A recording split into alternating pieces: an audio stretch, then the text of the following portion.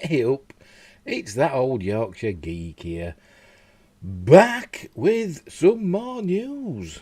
I'm a bit, I need to adjust my camera there, don't I? Or adjust my seat. What's happened here? I'm not chopped off at top, there we go. That's a bit better, isn't it? Got my Star Trek cap on, because there's quite a bit of Star Trek news tonight. It's turning into the Star Trek podcast, isn't it, this, lately, but what the heck. Anyway, let's dive right in. I have to make myself small. Are you ready? There we go. And let's get the window up. Where are you? There you are. It's Bloodush. There we go. I know you can't read the headline, but I will read it to you. The Walking Dead spin-off Isle of the Dead announced by AMC. AMC has announced yet another show set in the Walking Dead universe, which will star Lauren Cohen's Maggie and Jeffrey Dean Morgan's Negan. Gotta admit, I've kind of fallen out with The Walking Dead, and I haven't seen much of the spin-offs either, so it just got all a bit too grim and repetitive and never-ending. So anyway, I might not even watch this, but there she is. Lauren Cohen, she's very lovely. AMC, yes, you can see it. AMC is absolutely determined to keep the Walking Dead universe going for as long as they can, with as wide a net as can possibly be cast by one single zombie franchise. To that point, the network has announced another new show in the ever-expanding universe, based on Robert Kirkman's highly popular comic book series of the same name. Titled Isle of the Dead, this latest show will bring back Lauren Cohen's Maggie and Jeffrey D. Morgan's Negan in 2023 for an undead New York City adventure. And there's a tweet about it. Don't dead open inside. The latest show comes as The Walking Dead is poised to wrap up its run later this year. I haven't seen it for, a couple of seasons. The spin-off hails from Eli Jornet, a writer and executive producer of the flagship series. The first season will consist of 6 episodes with Scott M. Gimple, Chief Content Officer of the Walking Dead universe, also on board. A brief synopsis for the show reads as follows. Are you paying attention? Isle of the Dead envisions the popular Maggie and Negan characters travelling into a post-apocalyptic Manhattan long ago cut off from the mainland, like Escape from New York. The crumbling city is filled with the dead and denizens who have made New York City their own, like Escape from New York. Made their own world full of anarchy, danger, beauty and terror, just like Escape from New York. But with zombies. But that kind of had zombies, didn't it? They came up through the ground, didn't they, and dragged that woman in the chock full of nuts. Anyway, Gimple had this to say about it. Eli has created a chaotic, beautiful, grimy madhouse of the dead for Negan, Maggie, and fans of the show eager to discover an unseen and insane world of the Walking Dead universe. Lauren and Jeffrey have always been fantastic collaborators, and now we bring that collaboration to the next level with a series that will take these characters to their limits with the world and each other. Ooh. All of us are thrilled to take you on an all-new, all-different Walking Dead epic for the ages. Cohen also chimed in saying, I'm thrilled to partner with Dan McDermott and the team at AMC. There's new names all the time, just said the different names. And the team at AMC on the next chapter in the Walking Dead universe. Maggie is very close to my heart, and I'm excited to continue her journey against the iconic backdrop of New York City alongside my friend and collaborator, Jeffrey Dean Morgan.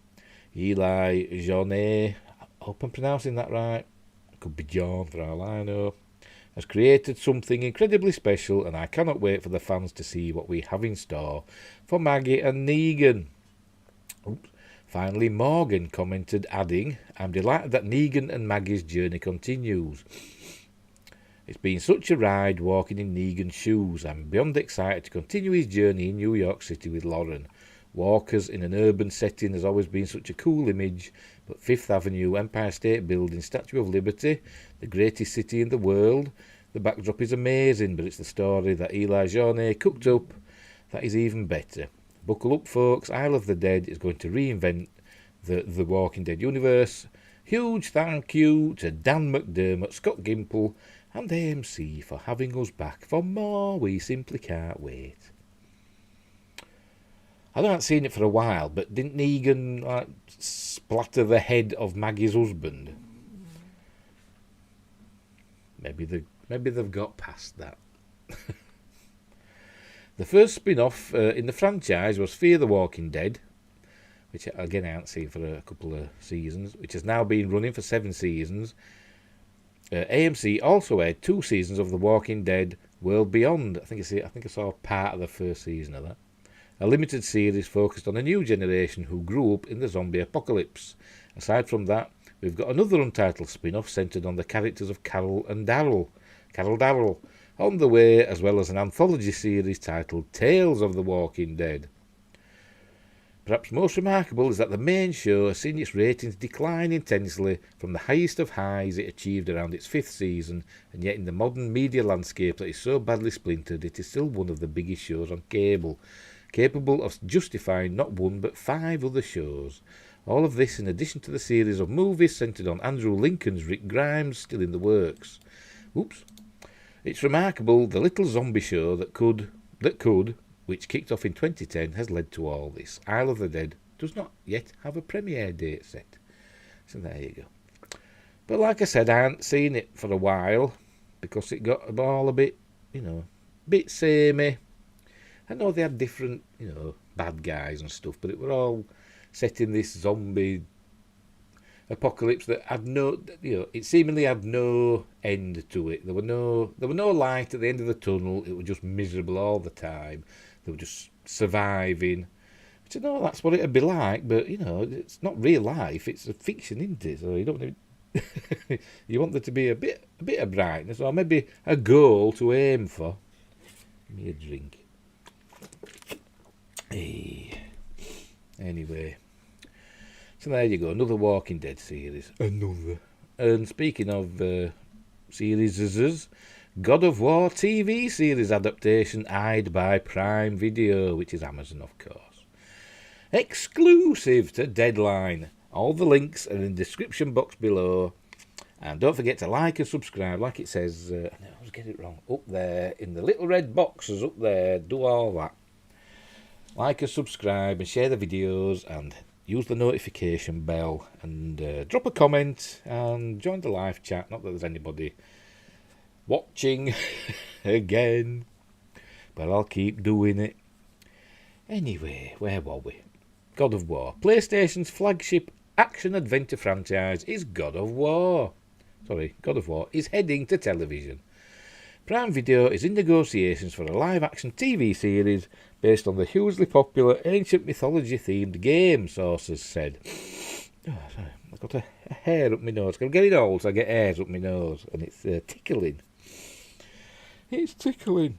Pardon me. I hear. Oh, who hears? Who really? Nelly Andreeva. There's a little picture of her. So it's her voice. I hear the series adaptation comes from The Expanse creators / executive producers Mark Ferguson, Hawk Osby, and which fair enough because The Expanse is good, and the Wheel of Time executive producer / showrunner Rafe Judkins. I don't know him. And I haven't watched The Wheel of Time, but I've heard it's rubbish. As well as Sony Pictures Television and PlayStation Productions, which collaborate on all TV series based on PlayStation games. Reps for Sony and Amazon Studios, which likely will co-produce, had no comment. This would mark the latest big deal for a TV series based on a popular video game title in a red-hot streaming marketplace for gaming IP. Peacock just landed another SPT / PlayStation property. I forgot what it's that. Oh, Sony Pictures Television / PlayStation property. Twisted Metal with a series order and Anthony Mackie starring. I've never played Twisted Metal. So there. HBO has coming up with the high-profile PlayStation game-based series The Last of Us, starring Pedro Pascal and Bella Ramsey. Netflix has a Resident Evil TV series in the works. Yeah, that seems to have been a while, isn't it, in production. While Paramount Plus is about to debut Halo. Amazon Studios has been particularly aggressive in the arena. It has Killer Films' upcoming TV series Fallout, starring Walton Goggins. It is developing a Mass Effect series adaptation and just closed a first-look deal with DJ2 Entertainment to develop TV series based on gaming IP. The God of War franchise from Sony's Santa Monica studio spans a total of 7 games across 4 PlayStation consoles. I've got to admit, I've never really played them. I've played the latest one a little bit, but it wasn't for me. Just not for me. Not my jam. The action game series launched in 2005 on the PlayStation 2 with the first God of War. At the centre is ex-Spartan warrior Kratos. I don't even know how to pronounce his name. Kratos. And his perilous journey to exact revenge on the Ares. You mean on Ares, the Greek god of war. After killing his loved ones under the deity's influence. After becoming the ruthless god of war himself, Kratos finds himself constantly looking for a chance to change his fate. Following several titles on various PlayStation consoles, including the PS3 and the handheld PSP, Santa Monica Studio brought new life to the franchise with the 2018 game on the PlayStation 4. In it, Kratos comes to the Norse wilds, where he gets a second chance at fatherhood with his son Atreus. The instalment won a slew of honours at the 2018 Game Awards, including Game of the Year. And of course, it has a Stargate connection because it's Christopher Judge voicing Kratos in the new game, isn't it? The latest game. It's not new, it's 4 years old now, isn't it? But you know what I mean. Yeah. Christopher Judge obviously played the Jafar Teal'c in Stargate SG-1. And that made an appearance in Stargate Atlantis as well, as Teal'c. An 8th God of War instalment, God of War Ragnarok, is in the works for PlayStation 4 and PlayStation 5 and is set to drop this year.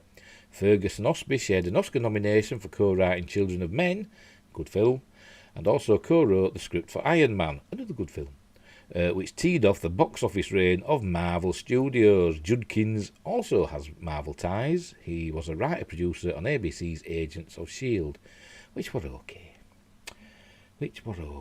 So there you go. God of War could be coming to Amazon as a series. They'll make a mess of it. And who will play Kratos? There's rumours that going around about Dwayne Johnson, The Rock. But I don't know. Wouldn't surprise me, but he might be too expensive for him. Anyway, next up. Bit of sad news, Laurel Goodwin dies. Elvis Presley co-star, last surviving cast member of Star Trek pilot, was 79. Laurel Goodwin, an actor who made... An actress. Just call them actresses.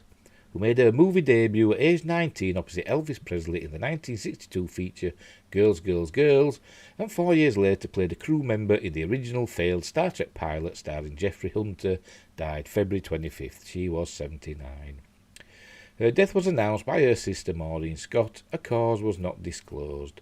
Born in Wichita, Kansas, and relocating to California with her family during World War II, Goodwin studied drama at San Francisco State University and was soon signed to a contract with Paramount Pictures. She debuted in Girls, Girls, Girls as one of 2 potential love interests for Elvis Presley's character. The other was portrayed by Stella Stevens. The following year, Goodwin played a daughter of Jackie Gleason's railroad executive in the comedy Papa's Delicate Condition. And there's a picture from The Cage. And also The Menagerie, the 2-part of The Menagerie. And there she is. Over the next decade, Goodwin would appear in numerous TV series, including The Virginian, Get Smart, The Beverly Hillbillies, Mannix, and The Dane Curse. But it was a performance in an episode that never made it to air, for which she earned an enduring cult following. She played Yeoman J.M. Colt in The Cage, the unaired 1965 pilot for Star Trek that starred Hunter as Captain Christopher Pike. The pilot was rejected by NBC, though some scenes were recycled for a 1966 2-part episode, The Menagerie, after William Shatner had replaced Hunter as the Enterprise captain. The Cage subsequently was released in various home entertainment formats, and I still think It is the best science fiction visual thing, movie or TV, material of the 1960s. I love The Cage. It's my favourite original series episode. Anyway, Goodwin, along with her husband, producer Walter Wood, produced the 1983 Burt Reynolds, Lonnie Anderson NASCAR comedy Stroke at 8, and she's survived by her sister. So there you go, some sad news. But The Cage was excellent, and she was good in it as well. She had, as the Telosian said, exceptionally strong female urges. Urges. Female drives, that was it. She had female drives. Anyway, she's passed away. Anyway, on we go. Bit more Star Trek a little bit later, but we'll split them up. Here we go. Got a thing here. Menacing, unused Godzilla design meant for Final Wars resurfaces in new images. And there's Godzilla. Godzilla had a really weird time 22 years ago as he transitioned to the new millennium. Toho didn't really stay in one direction with the Kaiju King for very long during the span at that point, when a phase of releases were made post-98 Godzilla in all its divisiveness. I like that. I like Roland Emmerich's Godzilla. But not as a Godzilla film, if that makes sense. I just see it as a big monster movie. I don't think of him as Godzilla or Gojira. He's just a big monster. But I do like the film. For the most part, there's bits in it that do me head in, but for the most part, I do enjoy it. They were also headed into the character's 50th anniversary, so they knew, conversely, something big had to be done to commemorate the occasion. Enter Final Wars and its bombastic devil-may-care bonanza of callbacks, Easter eggs, monster fights, and more kaiju from Toho's past than you can shake a stick at. And there's another one. Don't ask me what they're called. I mean, I love the old Godzilla films, but I don't know all of the monster names. Gigan returned. Is it Gigan? Yeah, it is. Returned for the first time in ages with 2 new boss forms to brag about. Zilla from 98 was crudely rendered in CG and quickly dispatched in some poetic justice for Toho and G fans. And Monster X emerged in a final battle to suddenly spring Kaiser Ghidorah on everyone. The film is jam-packed wall-to-wall with surprises. Gamera's Raw even makes a cameo when a plush turtle is carelessly thrown into a lit fireplace. There's Ghidorah. I always pronounced it Ghidorah, but apparently it's Ghidorah, isn't it?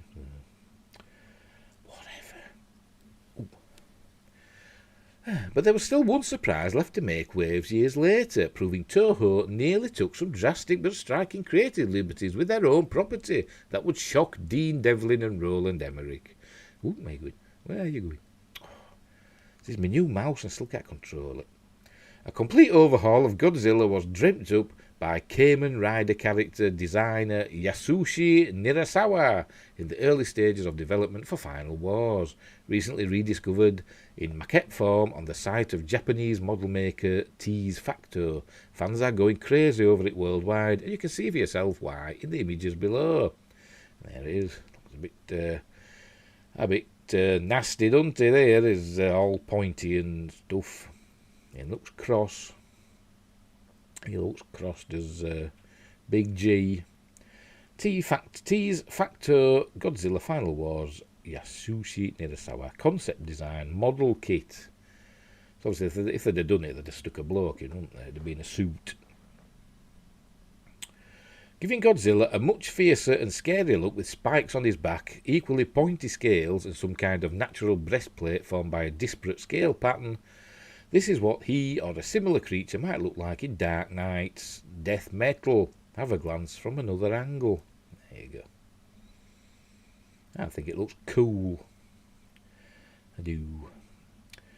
As unique as it is, fans found a suitable comparison to the design in Space Godzilla between shared colour schemes and pointer protrusions. Some even see the conceptualisation as the perfect appearance for Space G if he ever enters the Monsterverse, but that's another story. The Monsterverse, as in, the King Kong versus Godzilla and Kong Skull Island and all that ones. And Godzilla King of the Monsters, which I didn't like. I didn't.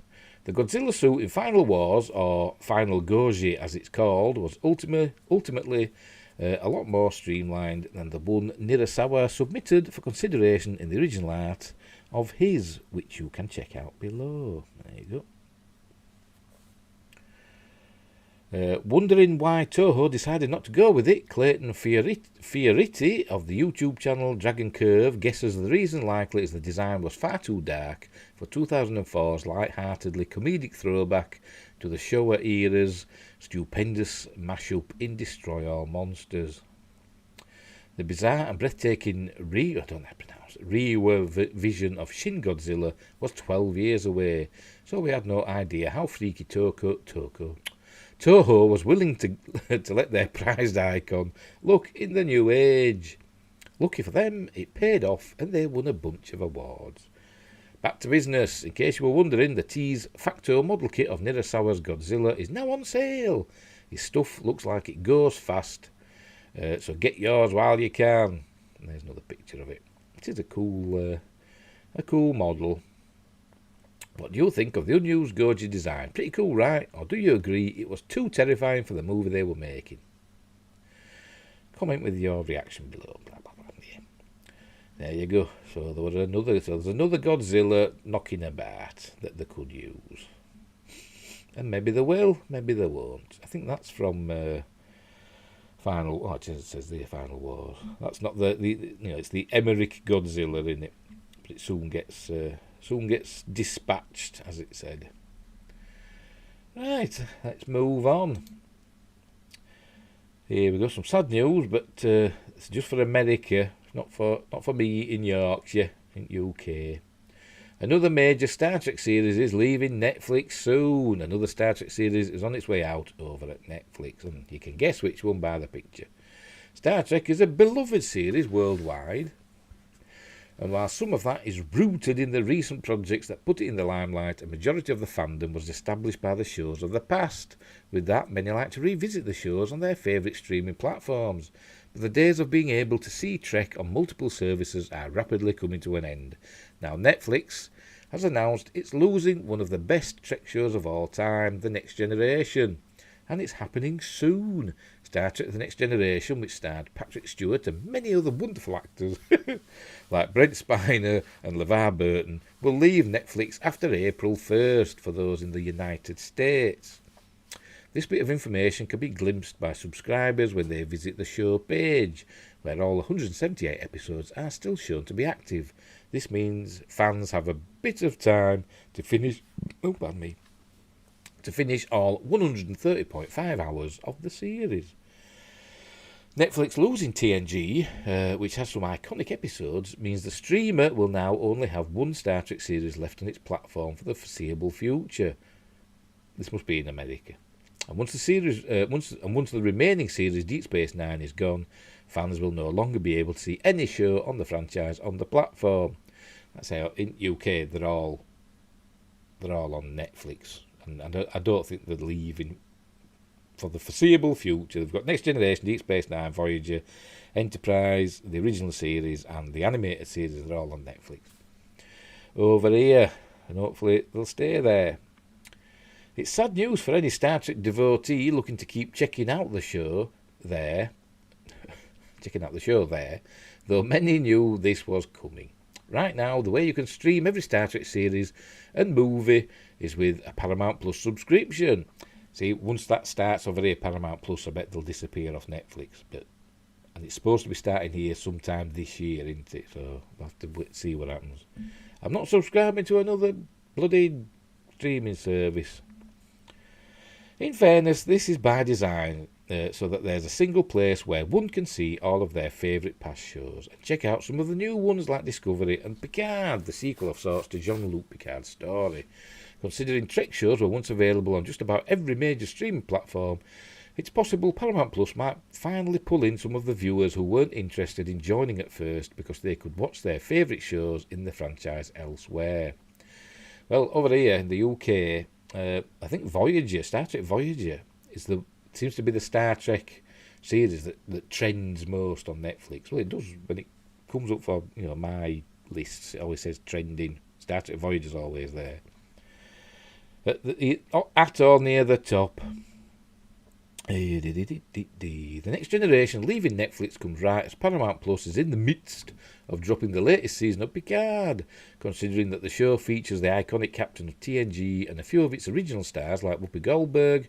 This could be a way to pull in some die-hard old-school fans into giving the new shows, which are growing in number every day it seems, a chance. While the new productions certainly have a healthy share of fans, there are definitely there are definitely groups, sadly the same line again, silly bugger. There are definitely groups who will still revere the classics and don't want to watch the newer entries in the franchise for various reasons. We'll see if said people choose to tune in now that there's a consolidated platform. If you're a Star Trek The Next Generation fan with Netflix, be sure to check out the show before the month is out. After that, should anyone choose to join Paramount Plus, you'll be greeted by tons of content with new Star Trek shows coming up in 2022 and beyond. There you go. Those Star Trek in the United States. Next Generation's leaving Netflix. And you've only got Deep Space Nine, apparently. Didn't know that. But we'll see. Hopefully they'll stay on Netflix internationally. But we'll have to wait. We'll just have to, as I say, we'll have to wait and see what happens. Anyway, sticking with Star Trek, Scott Bakula. I was looking for me. I've got an NX-01 cap. I was going to wear that tonight, but it's in with me cosplay stuff, and it's in the wardrobe that's like got piles of stuff in front of the doors, and I couldn't be bothered moving everything because I'm bone idle. Anyway, Scott Bakula thinks this is why Star Trek Enterprise was doomed. No, it was doomed because of Les Moonves. That's why it was doomed. Star Trek Enterprise was the first Star Trek series I watched. Livy Scott was the first Star Trek series I watched to completion and loved unequivocally. I love Enterprise. I think it's great. You can say what you like about the theme and the decontamination gel scenes, but I love it. Enterprise. It was the first instalment that locked me firmly into the franchise's tractor beam. Unfortunately, Enterprise hasn't enjoyed as much praise in other corners of the fandom. The series is infamously regarded as the black sheep of Star Trek. Not by me. It was marketed as the angsty prequel to the original series that started it all and set 100 years before the voyages of the starship piloted by James T. Kirk. I wouldn't say it were angsty. It was set in a time that's closer to now than it was to the Next Generation. So the people in it, the Starfleet officers and that were in it, were more like us of today than, let's say, Captain Picard or whatever. So I think that's why so a little bit more edgy, you could say, in the way they talked. Which is why they picked that. I think this is why they picked that theme music. They picked a song instead of an orchestral theme, because it's closer. It's like I say, it's only what are we on? So about 130 years from now, isn't it? It's 2151, I think the first episodes, first series was set in. Anyway, where were we?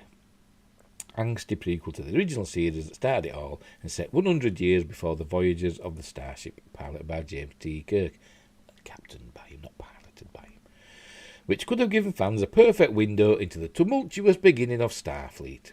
But Enterprise was by no means perfect. At best, tickling nose again. At best, it was rife with missed opportunities. The series tried to deliver on its prequel premise, but largely abandoned enticing "here's how this happened" storylines in favour of extraneous threads. Not that I noticed. Some of its most promising episodes were those that dealt in the gritty reality that humans faced in lawless space, but those narratives were few and far between. Plus, its theme song apparently sucked. I'm not ashamed to say I loved it though. Yes, so did I. I liked it as well. It's a pity they picked a song though that had already been used somewhere else, because it was in Patch Adams, wasn't it, apparently? But I've not seen that, so I don't know. Written by Diane Warren and sung by Russell, whatever it's called. forgot his name. Sung by him anyway. And I liked it. And I liked the opening titles, the visuals as well. Anyway, the series finally started to find its footing in its 4th season. But sadly, it wasn't enough to save the Enterprise crew from a decisive end. So much was working against Enterprise from the get-go. In fact, according to Scott Bakula, who starred in the series as Captain Jonathan Archer, it was plagued with even more tumult behind the scenes. These were the ill-fated voyagers. The early 2000s were a time of total reformation. Network TV was about to reach a sort of apex, but as a result, many networks were struggling to catch the wave. The United Paramount Network, UPN, was one such network, the one that Enterprise called home. UPN was jointly owned by Viacom CBS and Paramount when Enterprise premiered in 2001. We were kind of their big star representation, Bakula told Bob Saget on his podcast, Bob Saget's Here For You. Though the series was one of UPN's prestige projects, it still struggled more than the Star Trek series that came before. Enterprise was the first of the franchise relying solely on a network. Every other Star Trek show began in syndication. We were subject to the whims of the network and the advertisers, Bakula recalled. To the actor, this was a major factor in their cancellation. All the other Star Trek shows set up their deals with all the little stations all around America for 7 years. They went and made a TV show for 7 years, which we would have done also if we had been syndicated. The plight of the Enterprise. There's Commander Tucker and Lieutenant Reed, and they do a podcast of their own now on YouTube. I forgot what they call it now. Shuttle Pod 1 it's called. I haven't watched it, but it's there. In reality, syndication was the least of the show's worries. By 2005, the partnership between Viacom and Paramount was crumbling. Both UPN and its sister network, the WB, were struggling financially. When Viacom and CBS split up the following year, the networks merged to create the CW, sending so many shows into jeopardy. Enterprise itself had been culled months before, but Bakula remembers the political turmoil that contributed to it.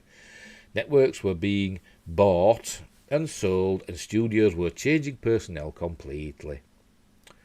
The actor said. Even the series' original showrunners Rick Berman and Brannon Braga were unceremoniously replaced in the final season. Ironically, many have named said season the strongest of the 4. On paper, Enterprise really was hitting its stride, only to face the axe before the dawn of a new network. Still, for all its flaws and missed opportunities, so many Star Trek fans enjoyed Enterprise. It's one of the few series that's enjoyed a consistent, dogged campaign for a revival, including a new petition that started circulating in 2021.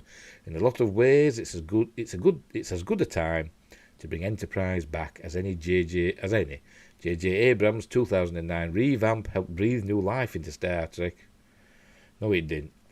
And since then, the franchise has rebounded on television in a big way. No, it hasn't. Even Viacom, there's a lot of it on television, but it hasn't rebounded. Even Viacom and CBS have made up, rebranding decisively and simply as Paramount. With a new banner for all the Star Trek shows, could Enterprise actually secure a 5th or even 6th season? I wouldn't hold out much hope for one, but anything is possible after a well-timed corporate rebrand. I wouldn't think so. It wouldn't be the same anyway, because they don't know how to make Star Trek these days, unless they got the old teams in. But which they kind of have with Picard Season 2, behind the scenes, there's some of the set designers and stuff from the original, classic Star Trek are doing stuff. So, but I don't think there'll be another Enterprise season. And I did like it, I loved it, and I loved the Xindi arc. And as they said, Season 4 was had some good stories in it. We saw the augments, and like Khan, a few multi-part episodes. There were one with the augments. There were one with on Vulcan. We learned more about Vulcan in Enterprise than we did probably any other Star Trek series. What else were there? they were connected with the augments, which showed us how the Klingons lost their forehead ridges. Showed us that. And but then it got cancelled anyway, so let's move on. Star Wars Celebration is officially back with an in-person event. Not that I've ever been to one, but it's back. Star Wars Celebration, the days-long fan convention, boasts major announcements, screenings, celebrity guest appearances, new merchandise, exhibits and more. In 2020, the event was one of many that were cancelled due to the pandemic. Celebration was slated to return between August 18th to 21st, 2022, before being shifted up to May 2022. Today, the official website confirmed that the 2022 iteration of Star Wars Celebration will be going on as planned. Did I say Star Trek before? Star Trek. I meant Star Wars. If I did, sorry. With so many Star Wars universe projects on the horizon, we're sure to get some incredible first looks, appearances and more in this long-awaited outing. And there's a picture. Star Wars Celebration, Anaheim 2022. Tickets go on sale to the general public on March 15th, 2022 at 12 p.m. Pacific Time, and proof of full vaccination will be required for attendees 5 years old and older, with younger children requiring a lab-reported negative test. Unbelievable. And at-home tests won't be accepted. So there'll be nobody there then. The event guarantees to be one of the year's high points for any Star Wars fan, and you can get the details below. While the Star Wars sequel trilogy concluded years ago, the Star Wars universe is greatly expanding through the release of a number of exciting Disney Plus series, alongside the release of the other highly anticipated content in other mediums. Star Wars Celebration has decidedly become the event where Lucasfilm makes its major announcements, debuts new premieres, and displays a host of merchandise and other goodies. There's another tweet. On the TV front, there are a number of hotly anticipated projects slated for Disney Plus, which will undoubtedly have major announcements at the event. We can expect to get updates about the long-awaited projects like Andor, and series that have been making major development strides over the last few months, like Ahsoka. Fingers crossed we hear something about the Acolyte as well. Fingers crossed. I don't think so. Not anybody wants to see that. We also may well see updates on Season 3 of the beloved series The Mandalorian, and which, after the Book of Boba Fett, will likely be more buzzed about than ever. Fans are also hoping for news and surprises pertaining to Lucasfilm's forthcoming Obi-Wan Kenobi series, which is still expected for the first half of 2022, but whose details are being kept pretty close to the metaphorical chest. There are also hopes that we might finally get clarity on the long-awaited Rogue Squadron film, which still has Patty Jenkins attached and is still on Disney's release schedule despite delays. There are also a number of new highly anticipated games expected for the near future. There's always the possibility that new film or TV properties will be announced at the event. If we're getting updates on any of these properties, they will likely come during 2022's Star Wars Celebration from the heart of sunny Anaheim, California. And you can tell that whoever wrote this is what there we go. Jeff Ewing, he's wanting some free tickets to go and to cover it for Slash Film, because that was a very positive article, wasn't it? Ooh, everything's lovely, and the 1 and the 2 and the 3 and the 4. Right. So anyway, so Star Wars Celebration's back. I'll never go to one. I think they've had one in London, haven't they? But I'd never go to it. I've been to London once in my life as a kid. Went with a school trip, but never been since.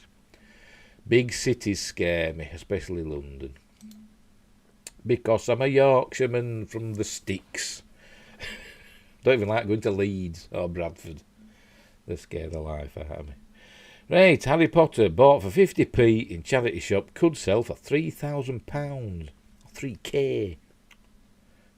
So all you have to do is put 3 zeros there. Unbelievable. And there's a picture of it with some kids scribbling in, little sods. Saying that I did that as a kid. I was all scribbling in books. My brother played bloody hell with me. Anyway, a battered old... Can you see it? Yes, yes. A battered old Harry Potter book picked up for 50p in a charity shop. That's 50 pence, for international viewers. Which is, a half of £1. In a charity shop is expected to sell for up to £3,000 at auction. The rare first edition of Harry Potter and the Philosopher's Stone was printed in 1997 and is one of just 500 hardback copies from the first run. Filled with a child's scribbled drawings, it was found among the dusty boxes of a charity shop in Manchester. A near pristine copy sold for more than £350,000 in December. The J.K. Rowling novel, Rowling, not Rowling. I've heard people pronounce it as Rowling, and it's not. It's Rowling, as in bowling. The J.K. Rowling novel is to be auctioned on Wednesday at Hanson's in Staffordshire with a guide price of £2,000 to £3,000. I didn't realise it was a first edition when I bought it, said the seller, a Manchester businessman. Yeah, of course he did. I just spotted the cover with the image of the wizard and thought it looked interesting. Don't believe you, mate. I found it in one of those traditional charity shops packed with boxes. He said he later became curious and contacted the auctioneers to check whether it was indeed a first edition. They confirmed that it was, which was a nice surprise to say the least, he said. The book will be sold alongside a pristine copy of the same novel with an estimated guide price of between £40,000 and £60,000. So he owns a pristine one as well. But he just accidentally found, this other one that he wasn't sure about. I don't believe him. Yeah, the owner is a collector and kept the book in darkness in a protective cover for 25 years before deciding to sell it. See? The auction house's book expert Jim Spencer has uncovered various rare Harry Potter books. He said, when it comes to condition, we're looking at two very different books. One is like new, as good as it gets. The other has been read until it broke, enjoyed countless times, even joyfully illustrated by its young fan. The question is, which one was loved the most, or enjoyed the most? Arguably, the damaged one tells its own important story. I always like to imagine historians of the future gazing at something like this, the doodles and naive fan art. The evidence, it was read over and over again. It would surely give them a true sense of Harry Potter fever. The first Harry Potter book tells the story of the young wizard's days in Hogwarts Magic School, and was followed by a further 6 books following his adventures. There you go. I don't believe you, mate, that you just accidentally came across it and you weren't sure it were worth anything. You knew. Anyway, I don't think this would be worth £3,000, but you never know. It's not even signed. No, I haven't signed it to myself.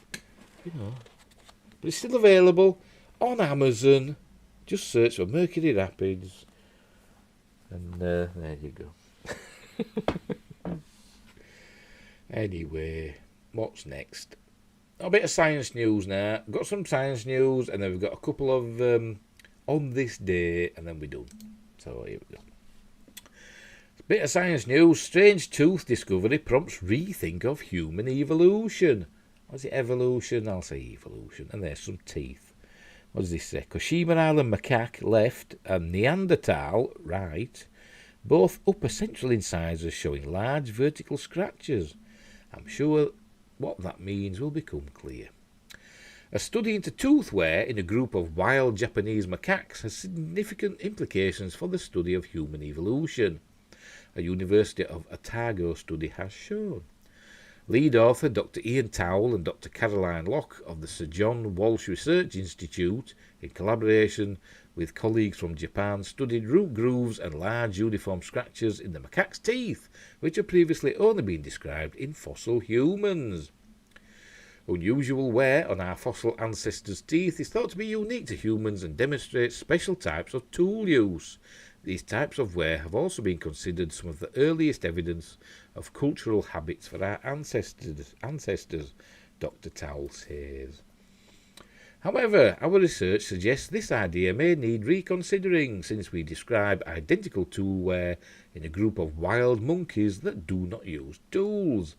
This research raises questions for our understanding of cultural changes during human evolution and suggests that we may need to reassess early evidence of cultural habits.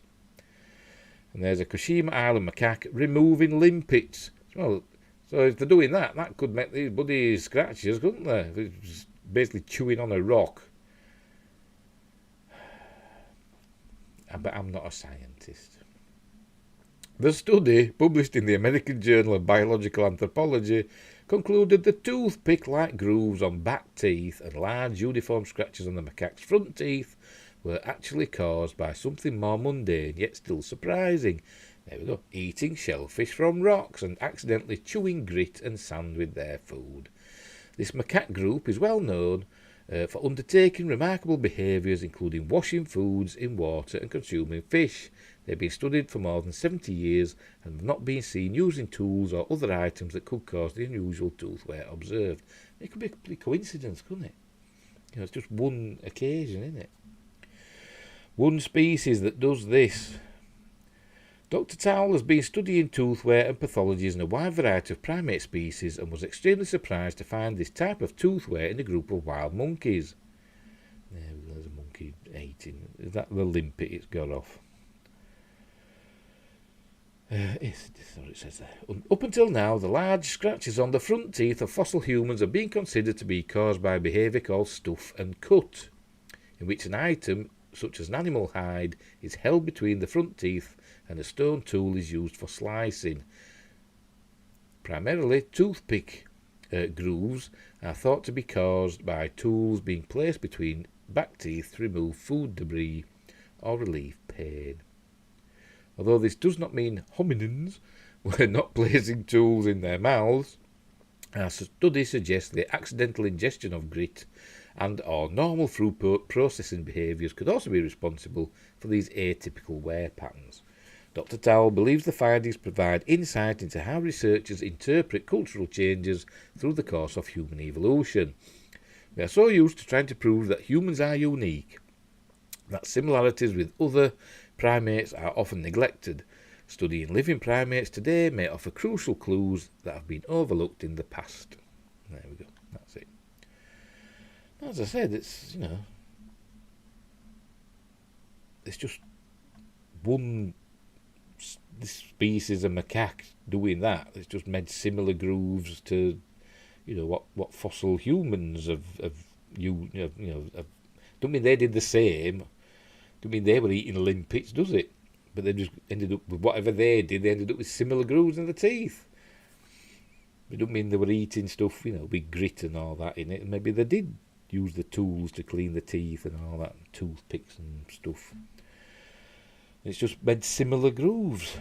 Oh, maybe the scientists are right. I don't know. Anyway, right.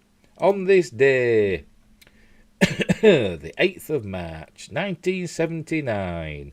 This is an article from the New York Times. Voyager finds Io alive with volcanoes. It's from March 13th, but the discovery was March 8th. Voyager 1 has sighted active volcanoes spewing gas and ash high above the surface of Io. The discovery has convinced project scientists that the moon of Jupiter must be churning with internal heat and more alive with volcanism than any other world in the solar system that has been explored by a spacecraft. The volcanoes of Io were reported yesterday to be not only explosive but extensive, apparently global. This could explain why, much to the surprise of scientists, the surface of Io has been found in recent days to be so young and relatively smooth. The forces of volcanism, I'm going to say volcanism, are giving it a continuous facelifting. The sighting represented the first time volcanoes have been observed in the process of eruption anywhere other than on Earth. And for Voyager to photograph so many volcanic clouds during its swift flyby indicated that volcanism was far more prevalent on Io. That's what on Io than on Earth. And there's the picture. No, I can't really see, can you? No. Anyway, in announcing the discovery yesterday, Dr. Bradford A. Smith, the University of Arizona astronomer, I'll have a drink.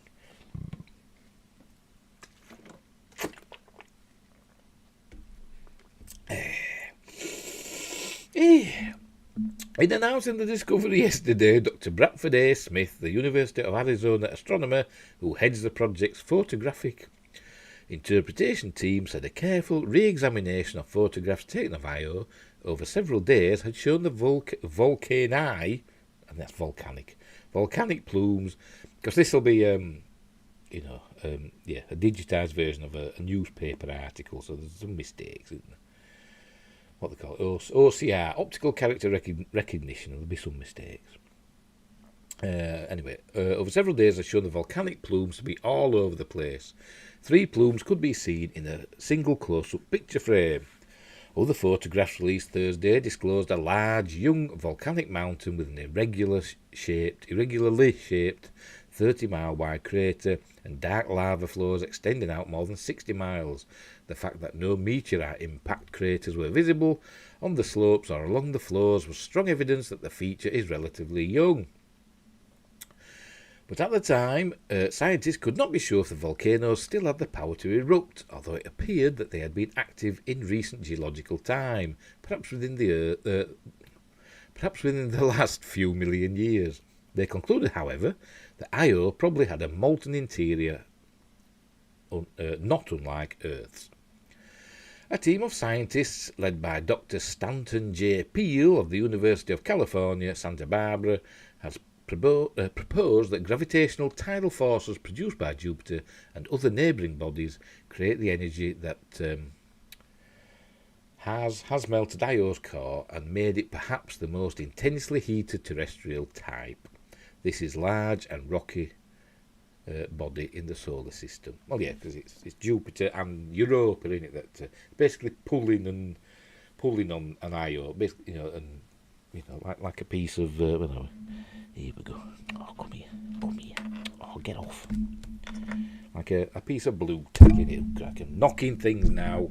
And the gravitational forces are pulling on it like that, are they? As they go by.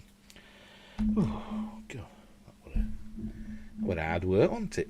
Anyway, no matter how Io became so internally hot, see, I've knocked this now.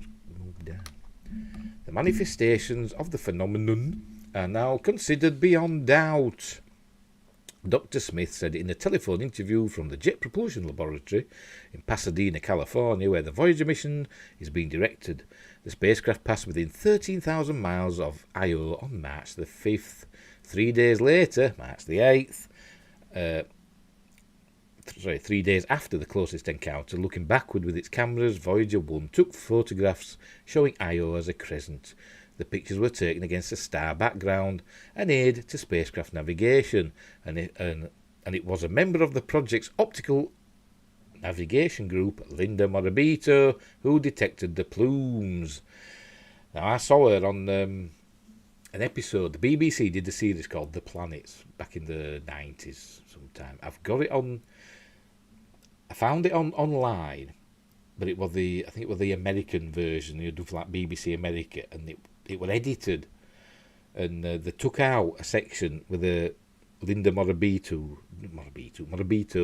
describing, the discovery she made. And she has the most amazing voice, and they took it out. I've got it on tape on VHS somewhere, but I've got to dig it out and find my VHS player and digitise it.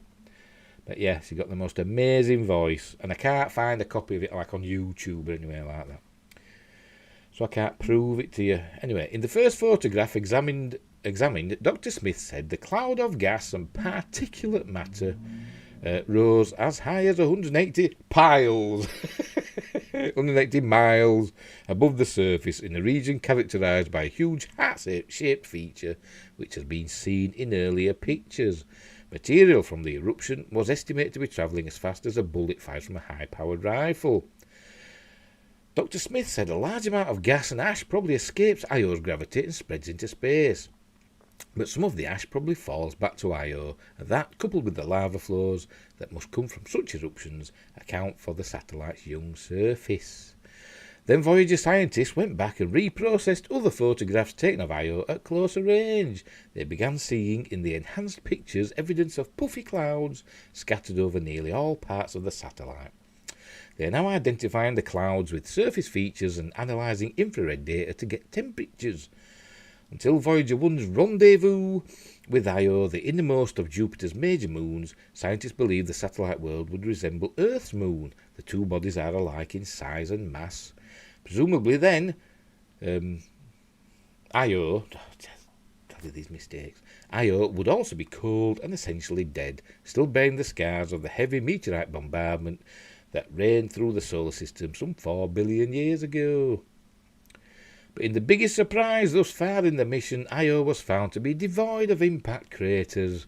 Its surface gave every indication of having been shaped in the past tens of millions of years. Now, Dr. Smith said it appears that the steam... Sorry, Dr. Smith, I'm thinking of Lost in Space. Dr. Smith said it appears that the steam, falling ash and lava flows of global volcanoes are still shaping Io's surface. Oh, the pain, the pain. The volcanic discovery could explain the colouring of Io, which is yellow and deep red and in some areas white. Dr. Lawrence A. Soderblom of the United States Geological Survey, another project scientist, said that Io's surface appeared to be cooked and steamed and fumed out from volcanic and perhaps other processes of degradation. Some of the other processes possibly at work reshaping Io's surface, according to scientists, are high-energy particles raining down from Jupiter's intense radiation belts and electrodynamic interactions between Io and Jupiter's magnetic field, which might be creating strong electric fields capable of transporting and redistributing material from across Io's surface. So there we go. So that's an article from 1979. Not on this day, but the discovery was made on this day that Io has volcanoes. And I think it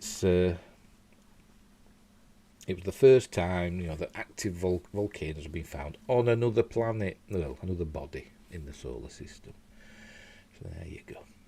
And as I said, the BBC's The Planets had there we go, Linda Morabito. I think she's a professor now at some college somewhere. Don't ask me, I can't remember. So she's still in academia, but I've not been able to find the clip. So I can't show you. But she's got the most amazing, relaxing voice. She should do these ASMR videos. My eyes hurting. But yeah, anyway, so there you go. And lastly, Genesis of the Daleks. I just got that just for information. I think I've put the link in the description. I think I have anyway. It was on this day in 1975 that Genesis of the Daleks, Doctor Who, Genesis of the Daleks, first aired on the BBC in the UK. Some say, and I wouldn't really argue with it. Some say it's the greatest, Doctor Who story of all time. And it's not far off, is it? It's not far off when the Doctor goes to... we'll put this up there. Where have I put it?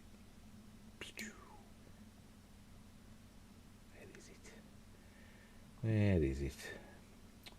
It's not there now. I'll have to get rid of that.